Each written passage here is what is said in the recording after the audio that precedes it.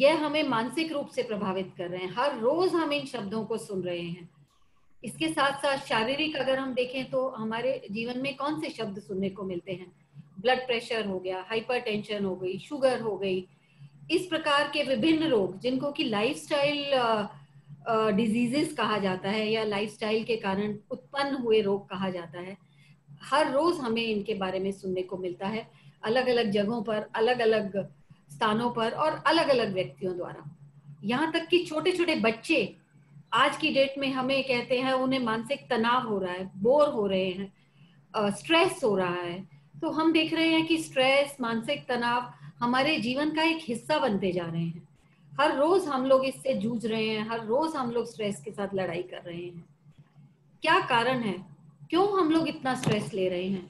क्या कारण है मानसिक तनाव का? मेरी समझ में तो कारण नहीं आता है, क्योंकि आप देखिएगा कि हम लोग किन बातों का स्ट्रेस लेते हैं। हमारे पास काम कम है, हम स्ट्रेस्ड हो गए। हमारे पास काम ज्यादा है, हम स्ट्रेस्ड हो गए। हमारे पास काम नहीं है, हमने स्ट्रेस ले लिया। हमारे काम हमारी पसंद का है, तब भी हमें स्ट्रेस है कि उसको कैसे और करना है। काम हमारी पसंद का नहीं है, तब भी हमें स्ट्रेस है। काम हम देर तक कर रहे हैं, तब भी स्ट्रेस है। काम हम कम देर में कर रहे हैं, तब भी स्ट्रेस है। तो हम लोग, इसका मतलब क्या है? हम लोग कुछ आदत से मजबूर हो गए हैं शायद स्ट्रेस लेने के लिए। हम हर चीज में स्ट्रेस लेते हैं। हमारे घर में बच्चे हैं तो तनाव है, बच्चे नहीं हैं तब तनाव है, माँ बाप है तो तनाव है, माँ बाप नहीं है तब तनाव है। तो मैं तो ये समझ रही हूँ पर्सनली, हो सकता है मैं गलत हूँ, मुझे समझ में आता है कि हम हर स्थिति में तनाव लेते हैं, हर स्थिति में स्ट्रेस लेते हैं। और जब हम स्ट्रेस लेते हैं तो क्या होता है? हम डिप्रेशन में चले जाते हैं, जिसको कि हम हिंदी में अवसाद भी कहते हैं। तो स्ट्रेस से हम सीधा डिप्रेशन में जाते हैं। अब डिप्रेशन में जब जाते हैं तो हम शारीरिक, मानसिक, भौतिक, आध्यात्मिक हर तरह से त्रस्त हो जाते हैं। हर तरह से हमारे अंदर एक हीन भावना आ जाती है, हर तरह से हम लोग दुखी हो जाते हैं। और हम बहुत हद तक लोग ऐसे कदम भी उठा लेते हैं जो कि हमें नहीं उठाने चाहिए। इवन आत्महत्या के विचार हर एक के मन में आने, उन लोगों के मन में आने लगते हैं जो कि इस तनाव से ग्रस्त हो जाते हैं। हम देख ही रहे हैं कुछ लोगों को, अभी हमने देखा कि कैसे सुशांत सिंह राजपूत जो कि एक जाने माने कलाकार थे, उनके जीवन में समझ में नहीं आता है किसी को कि क्या कमी थी, परंतु तनाव का शिकार थे या क्या कारण था, कहते हैं डिप्रेशन का शिकार थे और उन्होंने अपनी जान ले ली स्वयं। तो यह एक ऐसा विषय है जिसके बारे में हमें सोचना होगा। क्यों हम तनाव ले रहे हैं? क्यों हम डिप्रेशन में जाते हैं? क्यों हम मानसिक रूप से अपना संतुलन खो बैठते हैं? और क्यों हमारे शरीर में विभिन्न प्रकार के रोग घर कर लेते हैं? और इसी से हमारा जो इम्यूनिटी है वो कम होने लगता है, हमारी रोगों से लड़ने की क्षमता कम होने लगती है। और हम लोग कोरोना जैसी बीमारी का भी शिकार बनने के लिए अपने आप को खोल देते हैं, अपने अपने आप को इस ओर ले जाते हैं कि हम किसी भी प्रकार से के रोग से ग्रस्त हो जाते हैं। तो यह कुछ चीजें हैं जो मुझे भी लगातार कचोटती हैं। यह एक चुनौती भरा एक संदेश हमें देती हैं कि क्यों हमारे लोग, हमारी सभी, इसमें गरीबी अमीरी भी नहीं है, हर प्रकार की जनता, हमारे साथी, हमारे लाभार्थी, हमारे बच्चे, हमारे युवक युवतियां, लड़के लड़कियां, हमारे समाज में काम करने वाले लोग, काम पर जाने वाले लोग, रोजगार जिनको है वह भी लोग, और जिनके रोजगार छिन गए हैं वह भी। उसके साथ साथ लोग जो एक सीनियर सिटीजन हो गए हैं, वयस्क हैं, हर समाज का हर वह व्यक्ति इस डिप्रेशन और तनाव से पीड़ित नजर आता है। मेरे लिए यह एक बहुत बड़ी चिंता का विषय है और मुझे यह समझने की भी जरूरत लगती है कि क्यों हम इतना तनाव ले रहे हैं, क्यों हमारी जिंदगी में तनाव है, हर स्थिति में तनाव है। तो इसीलिए इस योगा दिवस पर हमने यह कार्यक्रम आयोजित किया और टीम का मैं धन्यवाद देती हूँ जिन्होंने लगकर इस कार्यक्रम को सफल बनाने के लिए यह आयोजन किया और सब लोगों को जोड़ा इससे, क्योंकि आज हम यह समझने की कोशिश करेंगे कि हमारे जीवन में मानसिक तनाव क्यों है और शारीरिक तनाव और शारीरिक रोग क्यों उत्पन्न हो रहे हैं। ज्यादा ना कहते हुए मैं आपको यह बताना चाहूंगी कि हमारे साथ दो बहुत ही प्रतिभाशाली युवक, एक युवती और एक युवक, अत्यंत प्रतिभाशाली और ऐसे लोग जुड़े हैं। नीता जी हैं जो कि साइकोलॉजिस्ट हैं, एक यंग साइकोलॉजिस्ट और एक प्राणिक हीलर भी हैं। बहुत अच्छा काम कर रही हैं, अपने क्षेत्र में बहुत नाम कमाया है उन्होंने। और वह कुछ ऐसे लोगों को काउंसलिंग भी दे रही हैं जो तनाव से ग्रस्त हैं। समाज में उनका मिशन है कि वह मानसिक तनाव को दूर करें, लोगों को मानसिक रूप से स्वस्थ बनाएं और जीवन में आगे बढ़ने की, स्वस्थ रूप में आगे बढ़ने की प्रेरणा दें। ऐसी वो सकारात्मक, पॉजिटिव अप्रोच के साथ काम करती हैं, जिससे कि उनकी काउंसलिंग से बहुत से लोग जीवन में सही राह पर चलते हैं। नीता जी, आपका बहुत बहुत स्वागत है हमारे इस कार्यक्रम में, और मैं आपका हार्दिक रूप से धन्यवाद देती हूँ कि आपने हमारे साथ जुड़कर हमारी टीम और जितने साथी हमारे साथ जुड़े हैं उनको काउंसलिंग देने का, उनको गाइडेंस देने का, उनके मार्गदर्शन का हमारा अनुरोध स्वीकार किया और हमारे साथ आज जुड़ी हैं। आपका बहुत बहुत धन्यवाद और आपका इस कार्यक्रम में स्वागत है। दूसरे हमारे साथ जुड़े हैं योगी रवि जी, डॉक्टर योगी रवि, जो कि एक बहुत ही प्रतिष्ठित, प्रतिभावान एक नाम है अपने योगा के क्षेत्र में। योगा के ट्रेनर हैं, योगा के टीचर हैं, रिसर्चर हैं, राइटर हैं, थिंकर हैं, कंसल्टेंट हैं, नेचुरल हीलर हैं और योग के द्वारा, योग की बहुत सी पद्धतियों के द्वारा वह हमारे मार्गदर्शन करते हैं लोगों को एक योगा अपनाकर, योग की पद्धति को अपनाकर कैसे मानसिक और शारीरिक संतुलन बनाए रखा जा सकता है, कैसे एक स्वस्थ जीवन जिया जा सकता है, उसका मार्गदर्शन योगी रवि जी करते रहते हैं। और आज हम उनके बहुत बहुत आभारी हैं कि वह हमारे साथ जुड़े हैं और हमारा मार्गदर्शन करने के लिए यहाँ पर उपस्थित हैं। मैं योगी रवि जी, आपका हार्दिक अभिनंदन करती हूँ और इस कार्यक्रम में आपका बहुत बहुत स्वागत है। आपके मार्गदर्शन से हमारी टीम और हमारे साथ जितने साथी जुड़े हैं, मैं समझती हूँ उनको बहुत ही लाभ होगा और अपने जीवन में आपके द्वारा बताई गई वह बातें अपनाकर अपने जीवन को और अधिक भरपूर और अधिक सर्वांगीण विकास की ओर ले जा सकेंगे। तो नीता जी, रवि जी, आप दोनों का स्वागत है और अब आप कार्यक्रम को आगे बढ़ाइए और हमारे लोगों को अपने साथ जोड़िए और उनका मार्गदर्शन कीजिए।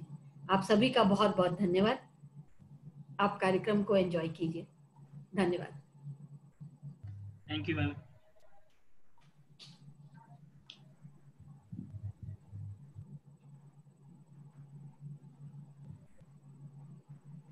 नीलम जी, बहुत बहुत धन्यवाद।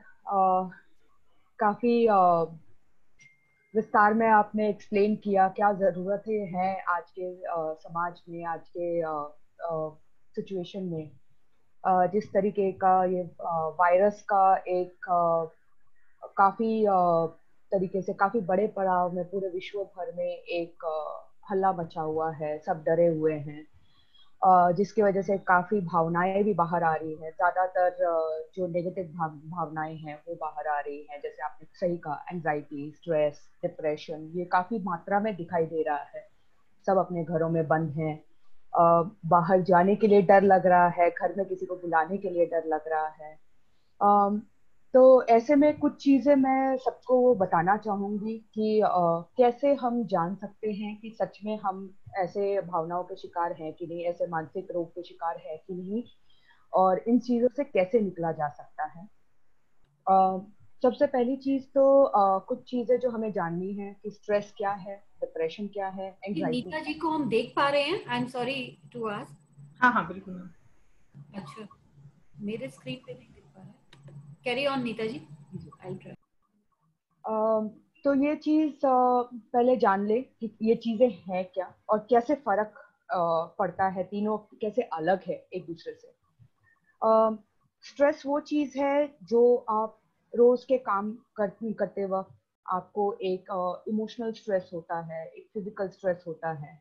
जब आप वो चीजें कर रहे हैं जो या तो आपकी शारीरिक क्षमता नहीं है उतने हद तक करने की, या आपकी मानसिक क्षमता नहीं है उस हद तक झेलने की, मगर आप फिर भी अपने आप को आगे बढ़ाते जा रहे हैं वो चीज को करने के लिए या वो चीज को समझने के लिए, तो वो चीजें काफी तनाव बन जाती है। क्योंकि आप अपने क्षमता से आगे बढ़ के जब कोई चीज करने की कोशिश करते हैं तो वो आपके शरीर पे या मानसिकता पे तनाव देती है।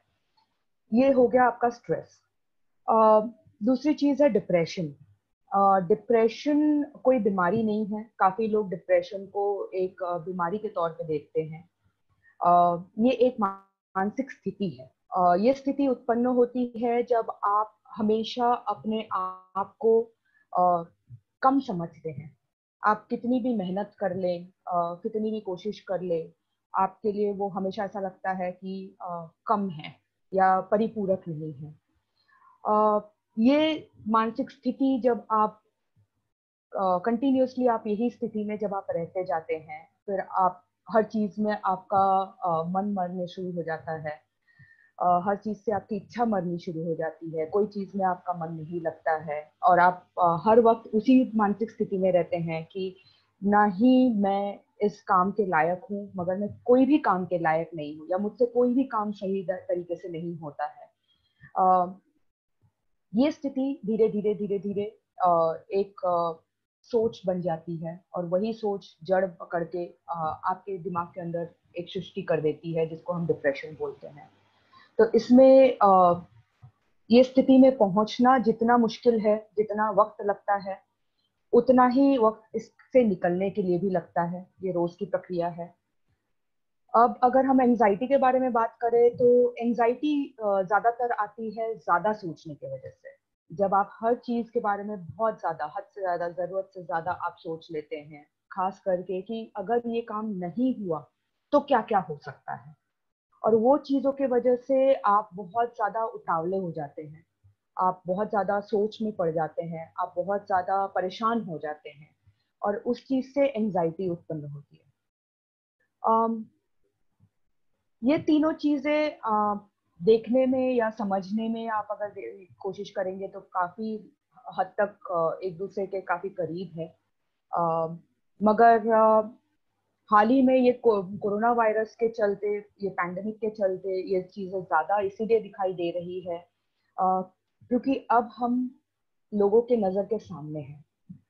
हमारा लाइफस्टाइल ऐसा हो गया था कि हम या तो फोन में रहते हैं, नहीं तो काम में रहते हैं, नहीं तो लैपटॉप में रहते हैं। लोगों के साथ बात करने का ज्यादा वक्त नहीं मिलता है हमें। आज की स्थिति वैसी हो चुकी है, काम का प्रेशर वैसा बढ़ गया है। मगर अब जब ये पैंडेमिक के वजह से, ये वायरस की वजह से, जब हमें घर में हमारे परिवार के साथ 24 घंटे रहना पड़ रहा है, तो ये चीजें काफी हद तक सामने दिखाई दे रही है।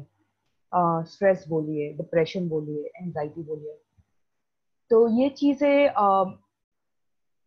The way you can, I mean, आप इस तरीके से ये चीजों के साथ डील कर सकते हैं कि बात कीजिए अपने घर वालों के साथ। आप एक बहुत ही पॉजिटिव तरीके से बात करने की कोशिश कीजिए। अपने घर वालों को समझाने की कोशिश कीजिए, अपने घर वालों को समझने की कोशिश कीजिए। ये एक पहला पड़ाव रहेगा जहाँ पे आप के अंदर जो भी विचार आ रहे हैं, जो भी नेगेटिव विचार आ रहे हैं, तो ये विचारों को आप डील कर सकेंगे। आसान नहीं है, बिल्कुल आसान नहीं है, क्योंकि हम लोग इतने आदी हो चुके हैं हमारे जिंदगी के, हमारे तरीके से जीने के, कि हमें सुबह उठ के हमें रेडी होके ऑफिस जाना है, शाम को घर पे वापस आना है, खाना खा के सो जाना है, सोशल मीडिया पे थोड़ी देर फोन लेकर बैठे रहना है।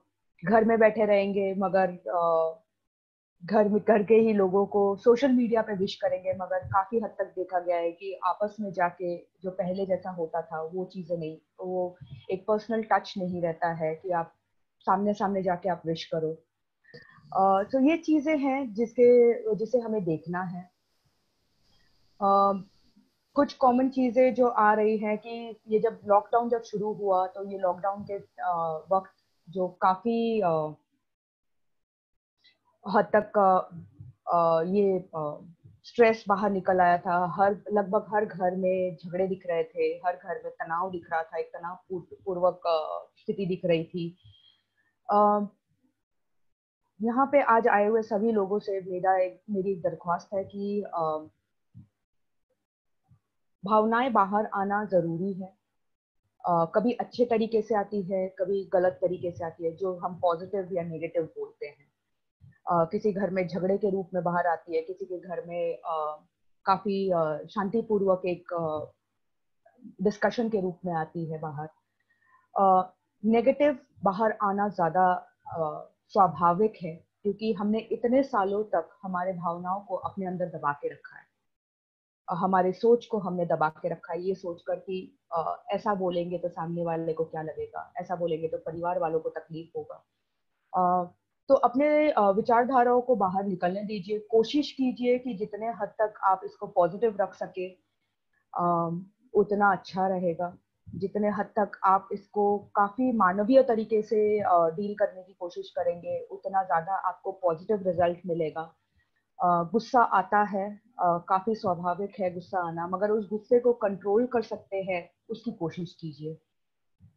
तो अभी के लिए तो मैं यही कहना चाहूंगी कि जो सिचुएशन है, जब हम अपने अपने काम में, अपने दिनचर्या में व्यस्त हुआ करते थे ये पैंडेमिक के पहले, तब हमें ऐसा लगता था कि छुट्टी क्यों नहीं है, हम घर से काम क्यों नहीं कर सकते हैं, हमें घर वालों के साथ, परिवार वालों के साथ वक्त बिताने के लिए वक्त क्यों नहीं मिलता है। तो मैं यही कहूंगी कि इस सिचुएशन को एक देन के रूप में देखिए।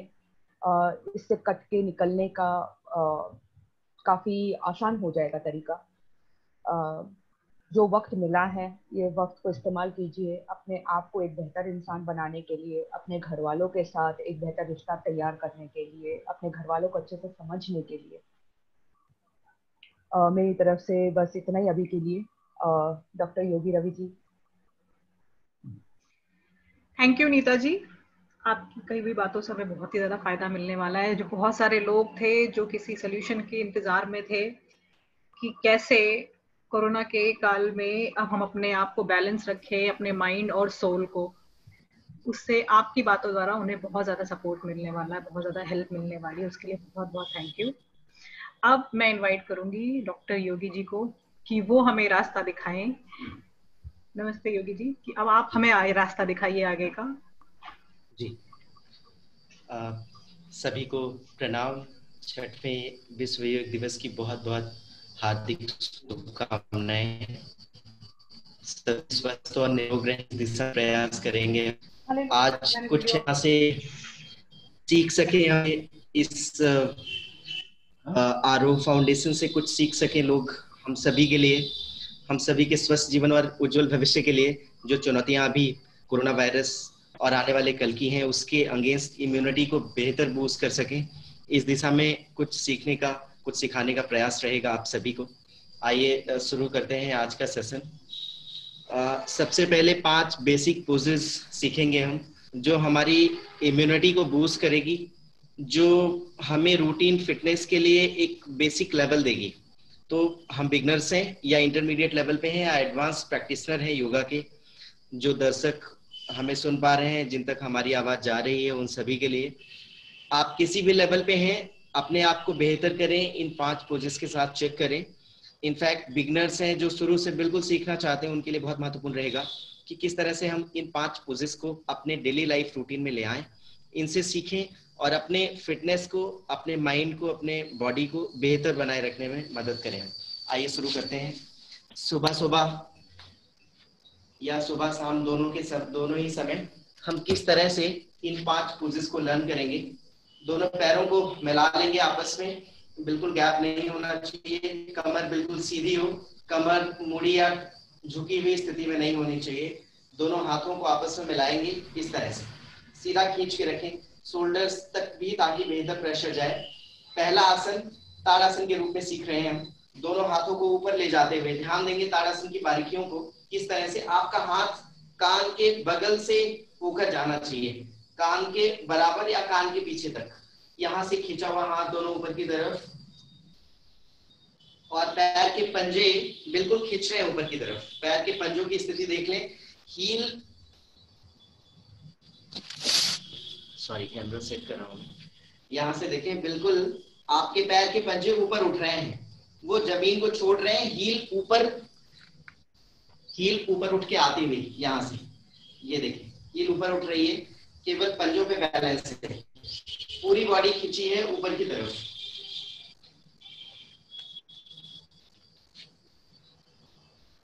ऊपर खींचकर जाती हुई, यहां से खींच कर रखें। 10 सेकेंड होल्ड करेंगे इसे।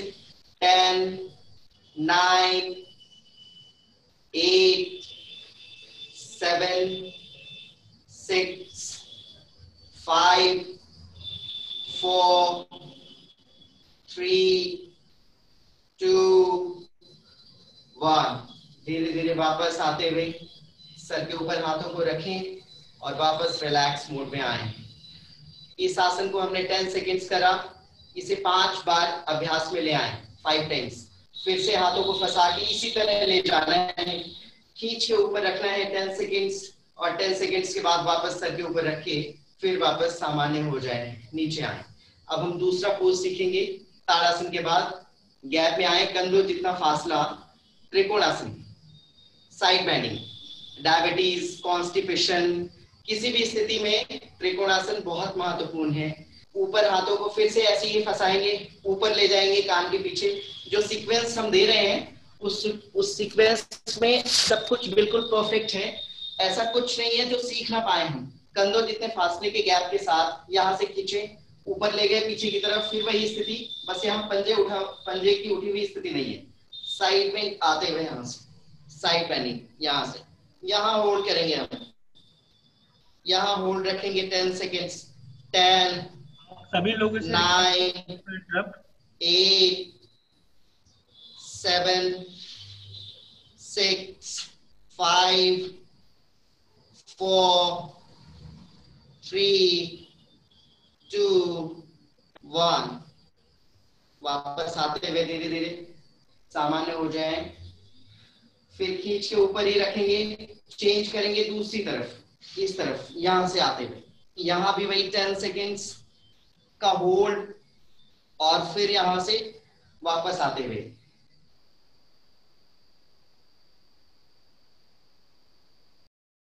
करना है, इसलिए थोड़ी सी गति है सिखाने में, आपको ध्यान देंगे बारीकियों का कि बिल्कुल ठीक है। ताड़ासन में पैरों को मिला के लेकर गए थे जहां हम, वहीं त्रिकोणासन में गैप में आते हुए और साइड बेंडिंग का प्रेशर 10 सेकेंड्स करते हुए हम। नेक्स्ट थर्ड पोज, हाथों को सीधा करते हुए आगे की तरफ, यहां से, और फिर पीछे ले जाते हुए पीछे की तरफ, यहां से प्रेशर, यहां भी 10 सेकेंड्स का वही होल्ड है, होल्ड करते हुए 10 सेकेंड्स। 10, 9, 8, 7, 6, 5, 4, 3, 2, 1। वापस आते हुए ध्यान देने की बात यह है कि आपके पंजे लॉक्ड रहेंगे नीचे की तरफ, और आप पीछे जाते हुए कमर को सीधा रखने का प्रयास करेंगे, जितना सीधा रख पाएंगे। सेम सेकेंड साइड भी सेम रहेगा, यहां से भी सेम 10 सेकेंड्स हम होल्ड करते हुए। दोनों तरफ कटी चक्रासन में कमर को चक्र की तरह घुमाना है। जो लैंगरहंस की द्युपिकाएं हैं, जो पैनक्रियाटिक जूसेस हैं, जो आपकी किडनी और लार्ज इंटेस्टाइन है, उन पे सीधा प्रेशर है कटी चक्रासन का। नेक्स्ट पोजेस करेंगे हम बैकवर्ड फॉरवर्ड बेंडिंग का। यहां से बिल्कुल सिंपल बैकवर्ड फॉरवर्ड बेंडिंग, मैंने बहुत सिंपल पोजेस रखे हैं आपके रूटीन फिटनेस के लिए। यहां से ऊपर की तरफ ले जाते हुए बैकवर्ड बेंडिंग, यहाँ 10 सेकेंड होल्ड करने की कोशिश रहेगी हमारी। 10, 9, 8, 7, 6, 5, 4, 3, 2, 1। देन फॉरवर्ड बेंडिंग, आगे की तरफ आते हुए 10, 9, 8, 7, 6, 5, 4, 3, 2 1। कोशिश पूरी रहेगी। ये स्टैंडिंग मोड के पोजेस थे जिन्हें करना बहुत जरूरी है ताकि हम अपने एक एक बॉडी पार्ट्स के, जो खास करके मेन जॉइंट्स हैं, जैसे लोअर बैक, आपके घुटने, आपका सर्वाइकल रीजन और आपका स्टमक, इन पे डायरेक्ट जो प्रेशर है इन चारों पोजेस का, उनको बैक टू बैक रखेंगे। इसके अलावा एक और पोज है जो बहुत इंपॉर्टेंट है, उसे हम सिटिंग पोजेस में करेंगे। ध्यान देंगे, नीचे करता हूं, ध्यान देंगे, आपका दोनों पैर बिल्कुल फ्लैट सीधा है। अब आप अपने लेफ्ट लेग को यहीं रखें। वक्रासना 5वां पोज है, यहां से हम क्रॉस करते हुए रखेंगे। ध्यान देंगे, आपके घुटने के बगल आके आपकी हील होनी चाहिए। यहां से जिस पैर को आप क्रॉस करके ले आए हैं उसका ऑपोजिट हैंड लॉक करेगा इसको। यहां से देख लें, ऐसे लॉक करेंगे और कमर बिल्कुल सीधी होनी चाहिए, कमर टेढ़ी नहीं होनी चाहिए। हाथ को बगल में रखेंगे, पीछे घूम के देखेंगे। यहां 10 सेकेंड्स का होल्ड। 10 9 8 7 6 5 4 3 2 1। सेम पोजीशंस दूसरी तरफ, सेम पोजेस का सेम पोजीशंस में दूसरी तरफ भी होल्ड करेंगे। ये 5 पोजेस हैं जो हमारे रूटीन फिटनेस के लिए बहुत महत्वपूर्ण है। ये एक पहला प्रोजेक्ट था जिसे हमने सीखा।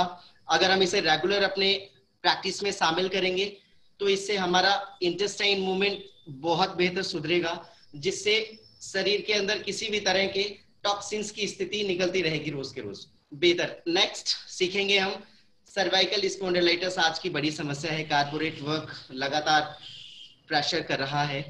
किस तरह से सर्वाइकल की समस्या से निजात पाएं, ये हमारा दूसरा प्रोजेक्ट है सीखने का आज। तो सबसे बेहतर है कि जब भी आप इसे प्रैक्टिस में लाएं तो एक पोज करें, वज्रासन में बैठने की कोशिश करें। आपका वज्रासन सुधरेगा अगर आप में ऑस्टियोआर्थराइटिस या घुटनों का ऑपरेशन नहीं हुआ है, कोई समस्या नहीं है घुटनों में पहले से बड़ी, तो आप जरूर वज्रासन में बैठें। इस बहाने आप वज्रासन का बेहतर उपयोग कर पाएंगे। आइए सीखते हैं। पैरों को मिला के पीछे बैठने की स्थिति आई, थोड़ा पीछे पीछे, यहां से ध्यान देंगे। बिल्कुल पैरों को मिला के हम किस तरह से वज्रासन में बैठे एक बार देख लें। ध्यान दें, यहां से पैरों की मुड़ी हुई स्थिति है, पीछे पैर बिल्कुल खुला है और सीधा यहां से बैठी हुई स्थिति है हमारी। यहां से स्पाइन सीधी रहेगी। हम नॉर्मली स्पाइन को झुका के बैठते हैं जिससे स्पाइनल कॉर्ड हमारी बेहतर नहीं बन पाती है, उसका फर्क वज्रासन का आ नहीं पाता स्पाइन के लिए। तो स्पाइन को सीधा रखे बैठे और इस तरह से वज्रासन की स्थिति होगी। सामान्यतः हमने कभी ना कभी अभ्यास करा होगा, बस इसके अभ्यास को नियमित करके हम इसका बेहतर उपयोग अपने मेटाबॉलिज्म के लिए कर सकते हैं। वज्रासन में बैठ गए हम, अब यहाँ से सर्वाइकल के पोजेस हम सीखेंगे। सबसे महत्वपूर्ण, अगर स्पॉन्डिलाइटिस हो गया है तब भी, अगर स्वेलिंग है या चक्कर आ रहे हैं या सिर्फ थकान और नींद अव्यवस्थित हो रही है सर्वाइकल के चलते, तब भी हर स्थिति में जो मैं करवा रहा हूं सर्वाइकल के हर सिचुएशन में ये बेहतर इफेक्ट करेगा। आप करके देख सकते हैं। शुरू करेंगे हम सर्वाइकल के इंपॉर्टेंट पोजेस। सबसे पहले इंडेक्स फिंगर को सीधा करते हुए यहां से और खींच के पीछे की तरफ ले जाएंगे। ध्यान देंगे, सीधी इंडेक्स फिंगर जा रही है पीछे की तरफ। अब ये पीछे कुछ ऐसे जा रही है जैसे कोई आपके पीठ पीछे खड़ा हो और उसकी आंख तक आपको उंगली पहुंचानी हो। थोड़ा सा हास्यास्पद है लेकिन बेहतर है सीखने का तरीका। आपका हाथ बिल्कुल सीधा होना चाहिए। ध्यान देंगे, ये पूरा शोल्डर एकदम सीधा होना चाहिए। पीछे खींच के इंडेक्स फिंगर जाती हुई और आंख तक उंगली पहुंचाने की कोशिश है हमारी। सीधा सामने देखते रहें। यहाँ 10 सेकेंड होल्ड कर रहे हैं हम इसको। अगर आप इसे बिल्कुल सटीक तरीके से 10 सेकेंड्स प्रैक्टिस करें तो इतना थकेगा, इतना प्रेशर आएगा यहाँ पे, आपको वापस रिलीज करते हुए लगेगा कि कुछ बहुत भारी भरकम हुआ है, बट वो पूरा रिलैक्स कराएगा आपके सर्वाइकल जोन को। यहां से 10 सेकेंड्स एक बार काउंट करेंगे। 10 9 8, 7, 6,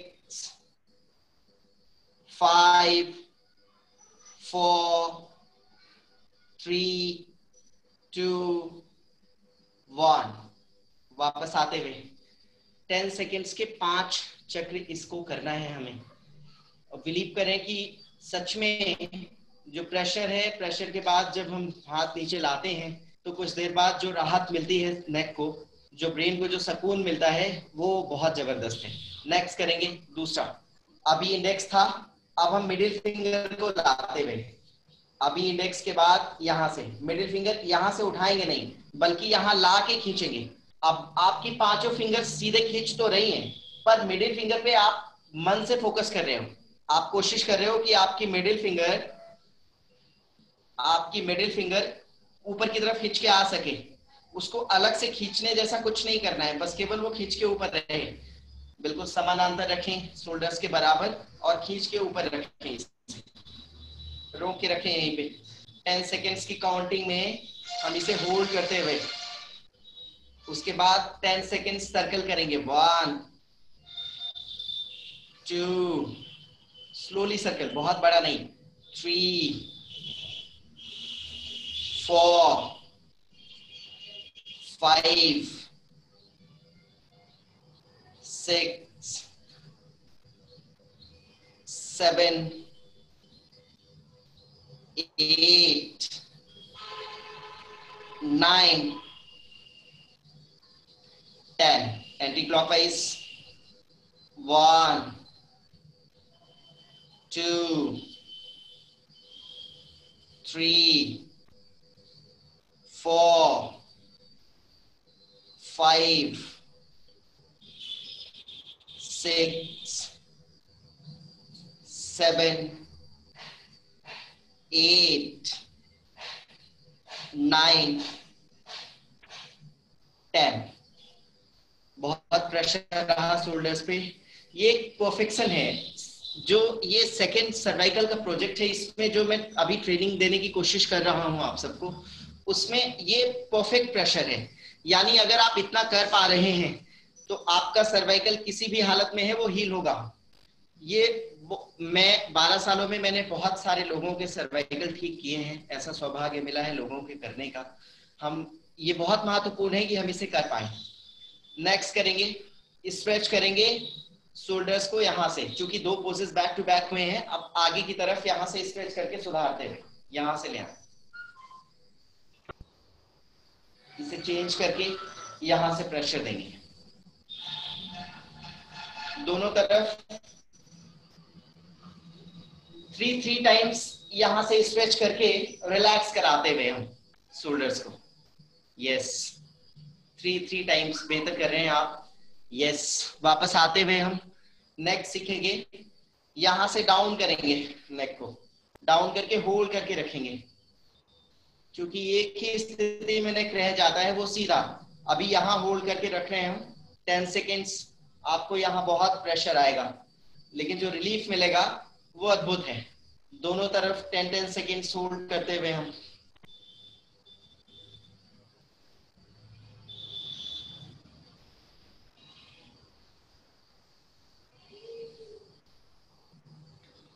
3 times both sides 10 seconds hold करते हुए। ध्यान देंगे कि 10 सेकेंड से ज्यादा इसे साइड में स्टार्ट में होल्ड नहीं करना है, इतना काफी है। जितनी परफेक्ट गाइडलाइंस हैं उन पे लगातार रिसर्च हुआ है।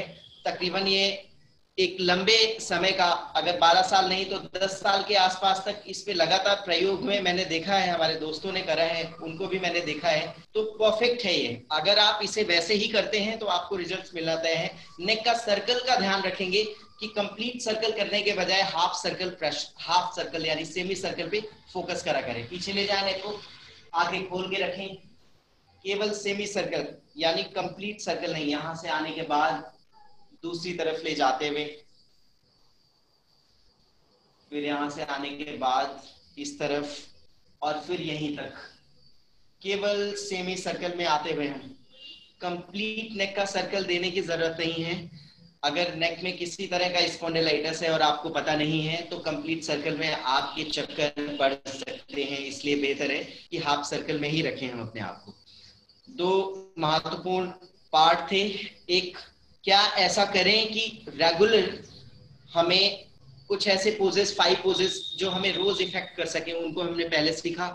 सर्वाइकल के पोजेस करके हमने कारपोरेट से लेकर अपने लाइफ स्टाइल में हम इस तरह से बिजी हैं, चाहे वो मोबाइल हो, चाहे वो इंटरनेट हो, किसी तरह से भी, तो सर्वाइकल को हील कैसे कर सकते हैं, वो दूसरा पार्ट था।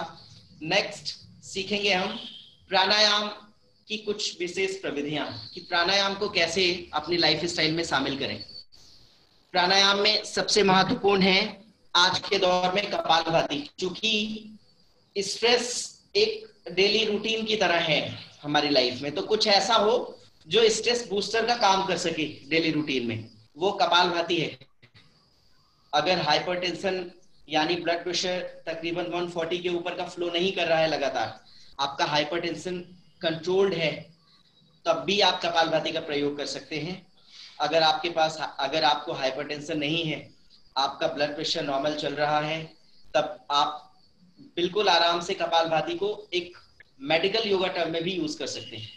कपालभाति का अभ्यास करेंगे हम 2020 के 3 स्ट्रोक्स, हम 60 टाइम्स 3 पार्ट्स में करेंगे हम स्ट्रोक्स। ध्यान देंगे कपालभाति का स्ट्रोक नाभि पे होता है, लेकिन वो डिटॉक्स ब्रेन को करता है। अगर 15 मिनट कपालभाति हो जाए, बैक की स्थिति ठीक हो, हाइपरटेंशन ना हो, और मेडिकल योगा के टर्म में 15 मिनट की कपालभाति की जाए, तो अगर आपको सर दर्द भी है तो वो भी जा सकता है। इतना रवि जी, कपालभाति प्राणायाम। रवि जी, मैं बीच में बस 1 मिनट के लिए कुछ कहना चाहती हूँ। सभी पार्टिसिपेंट से थोड़ी देर के लिए अनुरोध है कि आप लोग अपना अपना वीडियो ऑन कर दीजिए, और कपालभाति क्योंकि बैठ के भी हो सकता है, तो आप लोग साथ दीजिए। जी जी रवि सभी साथ ज्वाइन करें तो बेहतर रहेगा। चलिए कपालभाति सीखेंगे हम सब एक साथ। कपालभाति प्राणायाम आज के कारपोरेट से लेकर किसी भी तरह की लाइफ स्टाइल में स्ट्रेस बूस्टर की तरह काम करता है। अगर वो बेहतर तरीके से हो पाए तो आप उसको सरदर्द दूर करने के रूप में भी आगे चलकर प्रयोग कर सकते हैं। आइए कपालभाति प्राणायाम करें। कपालभाति के लिए मुद्रा कंसल्टेशन की जरूरत है, तो ज्ञान मुद्रा का प्रयोग करेंगे। सिंपल इंडेक्स और थंब को टच करते हुए ज्ञान मुद्रा का प्रयोग, अग्नि और वायु का मिलन, ज्ञान मुद्रा। सिंपल बैठें, कमर सीधी रखें, वज्रासन में या कुर्सी पे, चेयर पे, जैसे भी बैठ के आप अभी कंफर्ट हो बैठने के लिए बैठें, और कपालभाति की प्रैक्टिस हमारे साथ साथ करेंगे। ध्यान देंगे 2020 के 3 सेट करने हैं हमें, और हम इसे पूरा करेंगे। स्ट्रोक नाभि पे लगता हुआ, और हर स्ट्रोक के साथ श्वास बाहर की तरफ आती हुई, स्ट्रोक के साथ ही श्वास बाहर आएगी, ऐसे।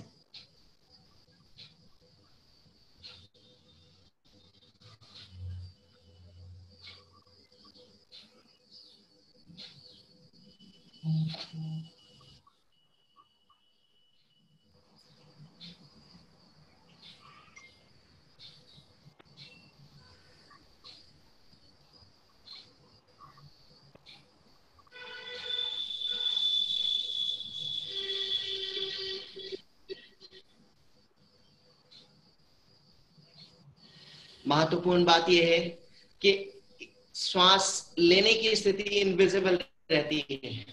आप लेने की कोशिश ना करें, वो अपने आप हो रही है। आपको केवल स्ट्रोक पे फोकस करना है और श्वास को बाहर आने देना है। अगर नाभि पे स्ट्रोक नहीं लगा तो सोलर प्लेक्सस को हम एक्टिव करने में मदद नहीं कर पाएंगे। जो योगा की फिजियोलॉजी एनाटॉमी है वो 6 चक्रा, सचक्रास, नाड़ियों के तंत्र और तन्मात्राओं पे निर्भर है। बहुत सारी ऐसी चीजें हैं जो यौगिक फिजियोलॉजी एनाटॉमी की अलग हैं। तो सोलर प्लेक्सस यानी आपकी लाइफ चक्रा जो है, जो सूर्य चक्र है, वो आपकी नाभि है, उस पे स्ट्रोक लगना चाहिए, तभी जाके वो एक्टिव होती है और बेसल मेटाबॉलिक रेट को इंप्रूव करने में मदद करती है और ब्रेन को भी डिटॉक्स करने में मदद करती है। 2020 के 3 सेट कर रहे हैं हम, प्रैक्टिस करते रहेंगे। सामने प्रैक्टिस करें। अभी 1 मिनट से 1.5 मिनट का टाइम है केवल प्रैक्टिस जोन का।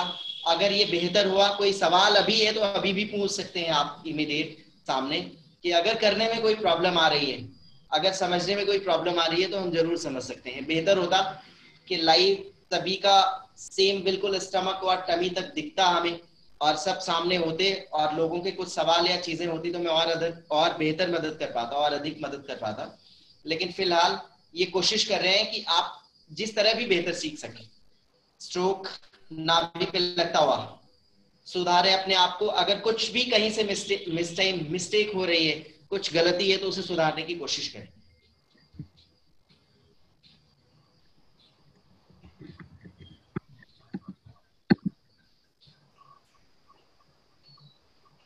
स्ट्रोक की गति अलग अलग हो सकती है। 2 सेकंड, 3 सेकंड, 1 सेकंड में कपालभाति की स्ट्रोक की गति हो सकती है। और 20-20 के 3 चक्र कर रहे हैं हम। ये बहुत सिंपल प्रैक्टिस है। एक्चुअल में इसकी प्रैक्टिस 6 मिनट से स्टार्ट होती है। यानी अगर आप इसका एक्चुअल प्रैक्टिस जोन रखना चाहते हैं और आपने इसकी अच्छी प्रैक्टिस कर ली है तो 6 मिनट एवरी डे कपालभाति के लिए अगर आप निकाल पाते हैं तो आप एक अभी के समय की जो चुनौती है कोरोना की, उसके अंगेज जो इम्यूनिटी बेहतर करनी है, जो आपकी ब्रेथ को बेहतर रखना है, उसमें कपालभाति मदद कर सकता है। मेडिकल योगा का जोन 15 मिनट है कपालभाति का, लेकिन आपकी इम्यूनिटी को बूस्ट करने का जो बेसिक जोन है वो 6 मिनट का है। अभी 20-20 के 3 इसलिए कर रहे हैं ताकि आप छोटी प्रैक्टिस जोन को पहले सेट कर पाए, समझ पाए। लेकिन बेहतर प्रैक्टिस जोन 6 मिनट से स्टार्ट है। तो आपने कपालभाति में ये सीखा कि आप एवरीडे 6 मिनट करके अभी की चुनौतियों में बेहतर हो सकते हैं। नेक्स्ट प्राणायाम सीखेंगे हम, अनुलोम विलोम प्राणायाम।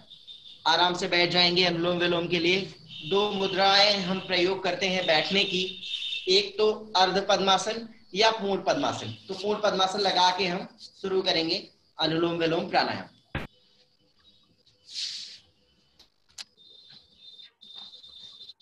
पूर्ण पद्मासन की स्थिति में अनुलोम विलोम प्राणायाम हम करेंगे।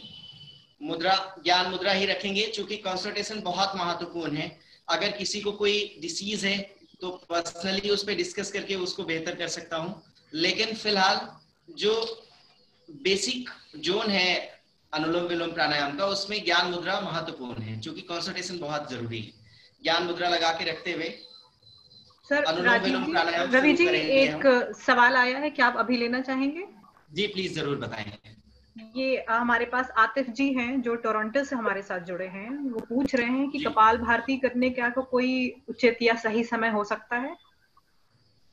कपालभाति करते समय सोनाक्षी दी सवाल दोहराएं। क्या हाँ, कपालभाति करने का क्या कोई बेस्ट टाइम है?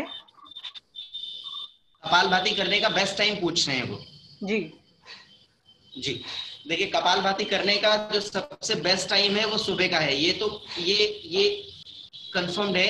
ये यूनिवर्सल ट्रूथ और रिसर्च है कि सबसे अच्छा समय कपालभाति का सुबह सुबह का होता है, क्योंकि आपके रात में खाए गए खाने के बाद जो सुबह का समय, उसमें गैप अच्छा हो जाता है। तो उतने गैप का मेंटेनेंस, बॉडी का रेस्ट, उसके बाद कपालभाति सबसे बेहतर होती है। लेकिन अगर ऐसा ना हो पाए कि कोई सुबह सुबह कपालभाति ना कर पाए, तो कब और कैसे करें इसे समझ लें। आपके स्टमक का जो खाना आपने खाया है वो आपके स्टमक से आगे इंटेस्टाइन की तरफ प्रोसेस हो जाए, फिर आप कपालभाति कर सकते हैं। वो 3 घंटा, 3.5 घंटा या 4 घंटे में भी हो सकता है। यह आपका मेटाबॉलिज्म निर्धारित करता है। फिलहाल योग के रिसर्च ये कहते हैं कि आप तकरीबन 3.5 घंटे बाद कपालभाति कर सकते हैं, जब आपने लंच, ब्रेकफास्ट या डिनर करा हो। अगर आपका हैवी ब्रेकफास्ट है, वो लंच और डिनर की तरह है, तो आप 3.5 घंटे बाद कपालभाति प्राणायाम का अभ्यास कर सकते हैं। और सबसे बेस्ट टाइम मॉर्निंग का है, सुबह का। आगे बढ़ते हैं। नाड़ी शोधन प्राणायाम की प्रैक्टिस में आ रहे थे हम। पद्मासन या पद्मासन में किसी भी स्थिति में बैठे हुए हम ज्ञान मुद्रा लगा के बैठे हुए, स्पाइन सीधी रखें। स्पाइन बहुत महत्वपूर्ण है, क्योंकि सचक्रास और नाड़ियों का तंत्र यहाँ से जाता है। तो अगर आप इसे सीधा रखते हैं तो आप प्राणायाम के अकॉर्डिंग लाभ ले पाते हैं। यानी प्राणायाम के अकॉर्डिंग, यानी प्राण ऊर्जा, वाइटल एनर्जी, जो एक्चुअल मॉलिक्यूल्स है, एक्चुअल जो जान है ऑक्सीजन की। प्राण बहुत बड़ा कॉन्सेप्ट है। एक छोटा सेशन प्राणायाम के कॉन्सेप्ट को कंफर्म करने में पर्याप्त नहीं होगा।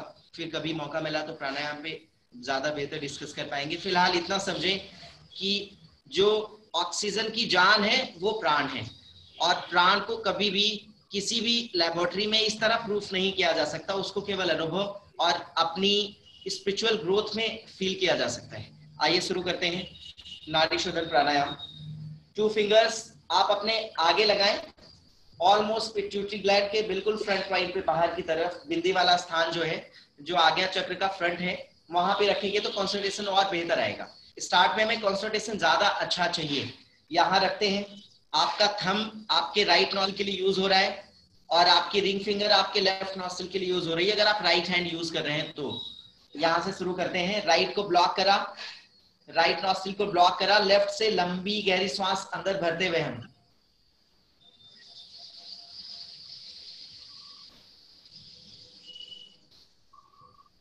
लेफ्ट को भी ब्लॉक कर लें, थोड़ी देर अंदर श्वास रहने दें, 3 से 5 सेकंड के बीच में श्वास को अंदर होल्ड रहने दें, फिर धीरे धीरे दूसरी नॉस्ट्रिल से छोड़ते हुए, जिस नॉस्ट्रिल से आपने श्वास नहीं ली है उससे छोड़ते हुए। यस, अब जिससे श्वास बाहर आई है उसी से लंबी ब्रेथ, इनहेल, उसे ब्लॉक करें, 3 से 5 सेकंड अंदर रहने दें श्वास को, फिर दूसरी नॉस्ट्रिल से एक्सेल।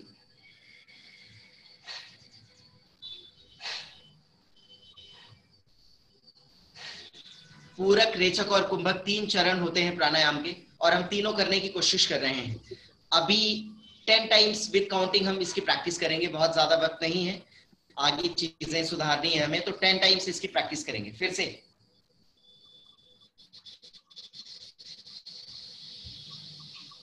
एक साथ आए, मैं थोड़ा डिस्क्राइब कर सकूं, प्लीज प्रैक्टिस करें सामने मेरे, बेहतर रहेगा, आप थोड़ा बेहतर सीख पाएंगे, उस जो कुछ कर रहे हैं उसके साइंस को और बेहतर समझ पाएंगे। थोड़ा सा प्रैक्टिस करके जाएंगे तो मुझे भी बेहतर लगेगा कि मैं कुछ बेहतर देने की कोशिश में सफल रहा, कि आप कुछ सामने प्रैक्टिस करके सीख कर जा रहे हैं। नाड़ी शोधन प्राणायाम अनुलोम विलोम प्राणायाम के आगे की स्थिति है, जिसको ऑलमोस्ट टच कर रहे हैं, इसी के आगे की स्थिति और प्राणाकर्षण प्राणायाम है। तो अनुलोम विलोम पहली स्थिति है, नाड़ी शोधन उसके बाद की एडवांस स्थिति है, और प्राणाकर्षण प्राणायाम सबसे एडवांस स्थिति है। तीनों का क्रम है, एक सीक्वेंस है, जिसमें हम केवल अनुलोम विलोम का अभ्यास कर रहे हैं कि 3 से 5 सेकंड होल्ड कर सकें, जो कुंभक कहलाता है, पूरक यानी श्वास लेने की स्थिति, और रेचक यानी श्वास छोड़ने की स्थिति। तीनों महत्वपूर्ण हैं। आपके शरीर में, आपके ब्रेन को सबसे ज्यादा ऑक्सीजन की जरूरत है।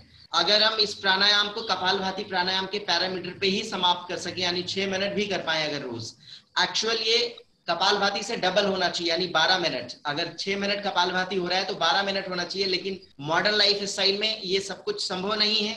अगर तो दूसरा तरीका यह है कि जितनी कपालभाति हो उतना अनुलोम विलोम हो सके, यानी अगर 6 मिनट भी हम दे पाए इसको तो बहुत बेहतर रहेगा, अगर हमारे पास एक परफेक्ट वक्त हो करने के लिए। अगर नहीं है तो जितनी मात्रा में कर पाए करें, क्योंकि करना बहुत जरूरी है। ये कोरोना से और दूसरी चुनौतियों से भरा हुआ वक्त है, आपकी इम्यूनिटी लगातार बूस्ट करने में अनुलोम विलोम का बहुत महत्वपूर्ण रोल है, क्योंकि आपके शरीर को डिटॉक्स होने के बाद, कपालभाति होने के बाद ऑक्सीजन की जरूरत है, आपके ब्रेन को अतिरिक्त ऑक्सीजन की जरूरत है, ताकि आप जितना स्टोर कर पाएंगे उतना ही पूरे दिन भर आप बेहतर काम कर पाएंगे।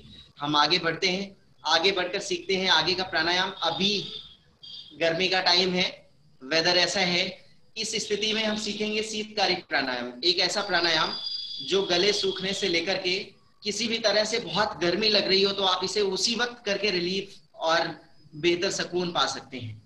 शीतकारी प्राणायाम बहुत सिंपल है, आसानी से किया जा सकता है, उसमें ज्ञान मुद्रा की जरूरत नहीं है। आप सिंपल बैठें, आराम से घुटनों पे हाथ रखें, अपने जीभ को अपने दांतों के पीछे लगा लें और दांतों को भींच लें, होठों को खोलें, ऐसे स्पाइन सीधी रहेगी।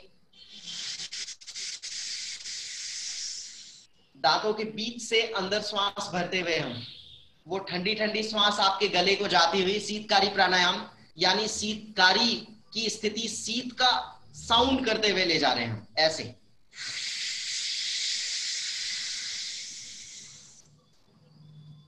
मुंह बंद करें, नॉस्ट्रिल से बाहर श्वास को छोड़ते हुए।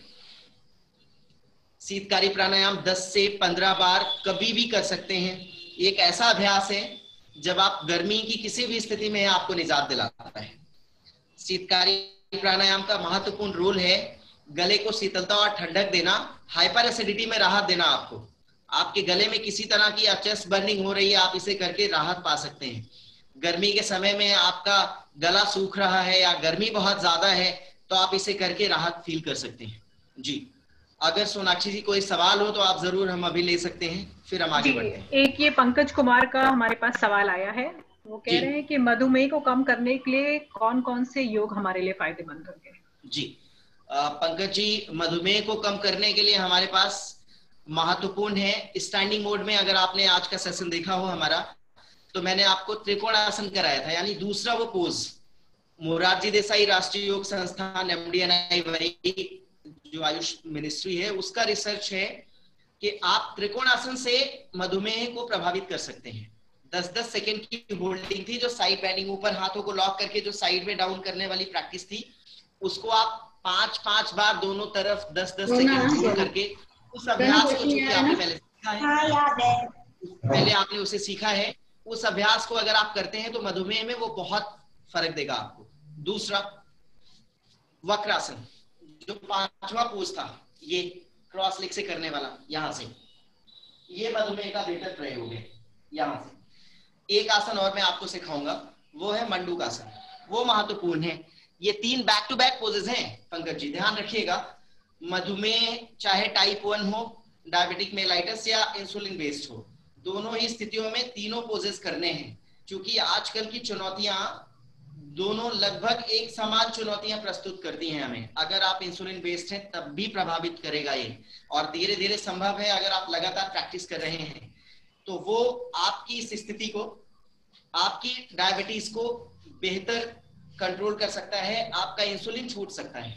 अगर आप डायबिटिक मेलाइटिस में हैं तो उसमें भी बहुत फर्क आएगा आपको। मंडूकासन, तीसरा आसन, यो देखिए, ऐसे सीधा करा गया, इस यूं सीधा रखा आपने, ऐसे मोड़ लिया यहाँ पे और अंदर खींच के लेकर आए हाथ को, नाभि पे लगा के रखा हुआ है आपने। लंबी breath, inhale, exhale, down. Breath समाप्त करें, बिना श्वास के रहें, बिना श्वास के रहते हुए आगे डाउन करें, यहां होल्ड करके रखें। ध्यान दें, अगर आप 10 सेकेंड्स भी ऐसा कर पाए और 5 बार कर पाए तो आपने उस दिन का, ये तीनों सीक्वेंस, उस दिन की एक डोज, बेहतर डोज आपने दे दी है अपनी डायबिटीज को। अगर ज्यादा है, अगर फास्टिंग और पीपी की स्थिति बहुत ज्यादा फ्लैक्चुएट हो रही है, तो बेहतर होगा कि आप या तो पर्सनली मिलें या किसी बेहतर योग प्रशिक्षक के माध्यम से अपने यहाँ करें। लेकिन